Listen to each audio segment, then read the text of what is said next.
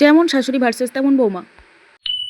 বৌমা, ও বৌমা, বৌমা। হ্যাঁ মা বলুন। বলছি সকাল থেকে করছোটা কি? আমাকে এক কাপ চা দাওনি? নাকি আমার কথা ভুলে গেলে? তো আপনি দেখতে পাচ্ছেন না আমি সকাল থেকে কি করছি না করছি। তুমি যাই করো বাপু, তুমি আমাকে তো চাটা দেবে। কেন মা? ভগবান তো আপনাকেও দুটো হাত দিয়েছে, তো চাটা আপনি করে নিতে পারছেন না? দাঁড়া, আমার সাথে ছল চাতুরি করা তোকে আজ দেখাবো।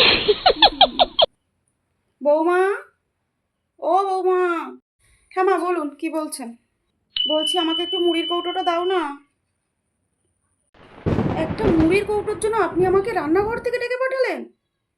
কিছুক্ষণ পর। মা, ও মা। হ্যাঁ বৌমা বলো, কি বলছো? এই মাজায় ব্যথা নিয়ে তুমি আমাকে ডাকলে রান্নাঘরে কেন? বলো। তরকারিটা একটু নেড়ে দিয়ে যান তো। তুমি এখানে দাঁড়িয়ে আছো, তুমি তরকারিটা নাড়তে পারছো না? তুমি আমাকে ঘর থেকে ডেকে নিয়ে আসলে তরকারি নাড়ার জন্য? আসলে মা, রান্না করতে করতে না হাতটা ভীষণ ব্যথা করছে আমার। আমি না কড়াইটা খুন্তি দিয়ে আর নাড়তে পারছি না। আপনি একটু করে দিন না প্লিজ।